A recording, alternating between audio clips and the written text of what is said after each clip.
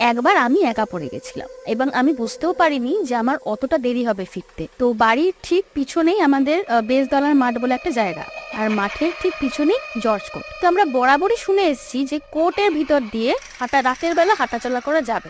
এখন নয়, ওটা তো ব্রিটিশ আমলের কোর্ট। তখন যখন বিচার হতো কয়েদিদের, কিছু কিছু সময় ওই বেলতলার মাঠে ফাঁসি দেওয়া হতো। যে গাছে ফাঁসি দেওয়া হতো সেটা এখনো আছে, কঙ্কালের মতো গাছটা দাঁড়িয়ে আছে, এবং রীতিমতো জনসমক্ষে ফাঁসি দেওয়া হতো। খুবই নির্মম এবং নৃশংস একটা দৃশ্য আমরা কল্পনা করতে পারি। যেই মুহূর্তে ওই এলাকা পেরিয়ে আমি কোর্টের দিকে যাচ্ছি, ধীরে ধীরে আলোগুলো কেন জানি কমতে থাকে, আশেপাশে একটাও আলো নেই। এবার এসে কোর্টের সামনে দিয়ে যখন বেরিয়ে যাচ্ছি, তখন মনে হলো যে বেকার এতটা আমি হাঁটবো। আর ছোট গেটটা পাশে দেখি খোলা, আর ঘড়িতেও তখন প্রায় 10টা সাড়ে 10টা তো বেজেই গেছে।